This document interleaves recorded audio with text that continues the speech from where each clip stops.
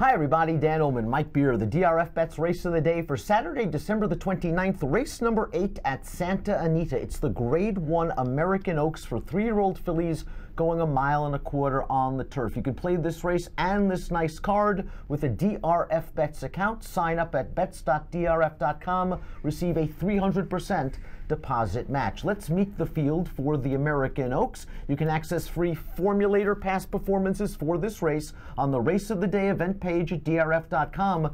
Download them and handicap along with us. We'll take the field in post position order, and the number 1 Kodiak West is scratched. She'll remain in the barn on Saturday, so we'll start with the number 2 Colonia, recent winner of the Grade 3 Valley View Stakes, and I just love the way she weaved through traffic to get it done that day. I did too. I really liked that effort from her, because not only did she, have to work her way through some traffic in the stretch, but she just sort of got held up behind horses all through the second turn, couldn't really get any kind of a run started.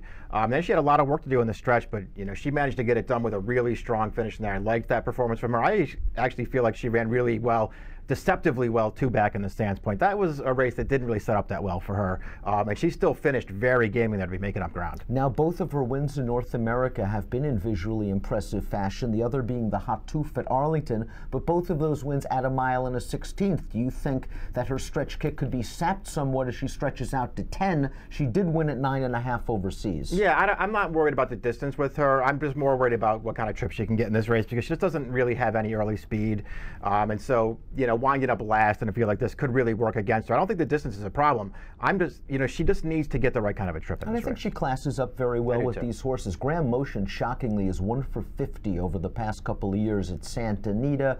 Colonia, though, should run well if given enough pace. Yeah. The 3 is KP Pergalicious, who's coming off a 5th-place effort and a non-winners of one other than. I've always liked this horse, and I thought she kind of underperformed last time.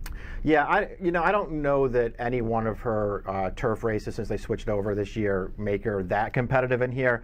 I will say that last time, maybe she wasn't going to win anyway, but boy, did she have to come very wide off that last turn. I mean, she gave up a lot of ground to get out into the clear, and then she just sort of raced on late without enough to get anything big in that purse. But I don't think that trip was a really good one for her last time. She is going to be stretching out as well for Jeff Mullins, but she's also eligible only for a non-winners of 2 life race. The key to this race might very well be the number 4 Amandine, who ran on opening day Thursday at Santa Anita, and would be coming back on 2 days rest. She won the Lady Shamrock very, very easily. She got a beautiful inside-out trip under Drayden Van Dyke. There has been a ton of hype surrounding this filly ever since she came into the barn of Jeff Mullins this fall. She could be the goods, but wheeling back on such short notice, stepping up in class, she's going to get money if she comes here. Nah, when I saw that she ran the other day, I just assumed that she wasn't going to wheel right back and run in this spot. Although when you watch that race, the Lady Shamrock, you sort of feel like, why weren't they waiting for the Grade 1 to run? I mean, she's been really impressive in her 2 starts. I've looked at the race like she's not running on Saturday, but we'll see what happens. If she does run, she's a huge player. And she has some nice tactical speed as well. Now, both of her wins have come at 1 mile. She is going to have to stretch out to 1.25 miles for the first time, and that might be a big question mark, although her sire, Chamardal, could do it all. The 5 is Princess Warrior, who scored in the Grade 2 Mrs. Revere Stakes at Churchill Downs last time out, but something tells me she really appreciated some give in the ground that day. That's not going to be the case at Santa Anita on Saturday. She came 4 wide with a big move on the far turn to take that race over. It looked like she was getting a little bit tired late. While she ran well in the Dueling Grounds Oaks at 10.5, I'm still a little concerned about the 1.25 miles. Yeah, me too. I'm worried about distance. I did think she ran well last time. I like this horse. I think she's pretty good, but distance, it could be a little bit of a problem for her. Her turf form overall, I think it's pretty good. Another horse doesn't really have that much speed. She's going to have to pass a lot of horses in the stretch, but this horse is okay. Second choice on the morning line is the number 6 Paved, who was runner-up to the streaking Vasilika 2 starts back at this distance over this course in the Grade 1 Rodeo Drive. We'll just throw a line through the Breeders' Cup filly and mare turf. Not the cleanest trip and overmatched in the first place, but this is a very good spot, and she ran a 98 by or 2 back. Yeah, just a horse who you also feel like distance really isn't a problem for her. I mean, she's going to go at least this far, has plenty of races that make her a big contender in here, and actually has a versatile running style too, so you don't feel like she'll be as compromised as maybe some of the others will be by the pace. I mean, there's a lot to like about this horse.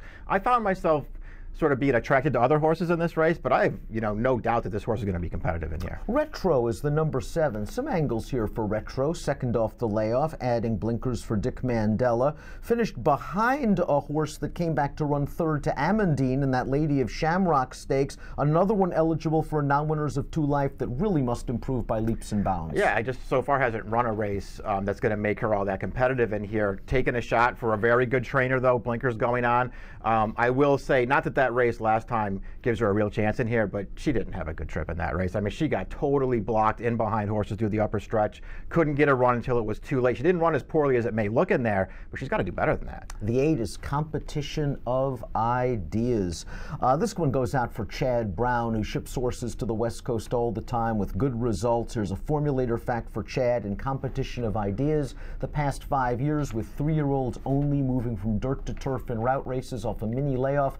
29% winners, 12 of 17 on the board, a 308 ROI, 2 starts back on turf. She got it done as the favorite. She had to swing wide as turning into the stretch, and then she was confronted by a horse that has a little bit of hang in her. Yeah, it looked like that horse was going to perhaps run by her in the stretch, but that horse, Ferdinanda, doesn't really want to pass. Not to take anything away from this horse, though, because she's gotten better from race to race for Chad. That's the one thing I think you really like about her. Forget about the dirt race last time. The turf races, as time has gone on, she has taken a step forward every time. And so that's a good thing headed into a race like this. We'll see about the 1.25 miles. I guess it shouldn't be a problem for her. I just feel like, she's just the kind of horse who I've seen plenty of. I don't know that I would want any kind of, even halfway short price on her. I'm not sure that she's that good. She has improved with the blinkers, however. Let's take a look at the Timeform US Pace Projector, because for me it's completely up in the air. They have the 9 California Gold Rush out there on the lead over the 7 Retro. Neither one of those horses has ever been in front after the first call in any of their races. It's hard to imagine who would get the lead in this race. California Gold Rush has been away since the middle of September. She had a very minor injury, then she drew a terrible outside post against the boys, so Neil Drysdale just decided to train her up to this race.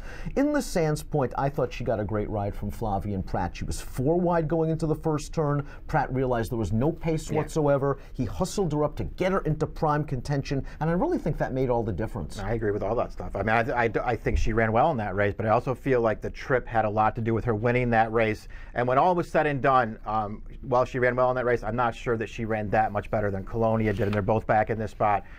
So for that reason, I think it might be a little bit closer between those two. But listen, this horse has run well in all of her races. She's a good horse. And you can go to timeformus.com before the race, and after scratches have officially been announced, the pace projector will update after scratches. You'll take the 1 out of there. Do you think California Gold Rush makes the lead?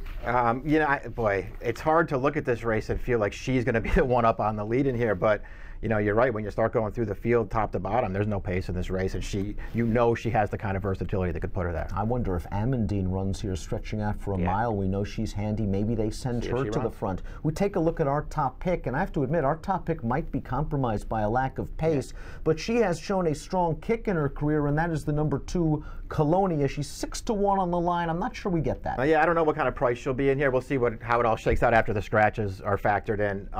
I just feel like she's pretty good. I'm worried about what kind of trip she can get, but going back to that Sands Point, I'm not so sure she ran that much worse than California Gold Rush did. And I know I do feel it this way, Dan. She'll be a better price than that horse in here. Not that horse might not be better, but I like this horse. I think she's pretty good. But those are the 2 main horses I would use in this race. Too. Mike, you're going 2, 9, 6, 7. I'm going 2, 9, 4, and 8. If Amandine runs, I'll put her 3rd. The Grade 1 American Oaks is one of 2 graded stakes races at Santa Anita on Saturday. Bet them both with a DRFBets account and the 300% deposit match that goes along with it. It's an easy sign up at bets.drf.com. An approximate post time for the Grade 1 American Oaks, 3:34 Pacific. Best of luck.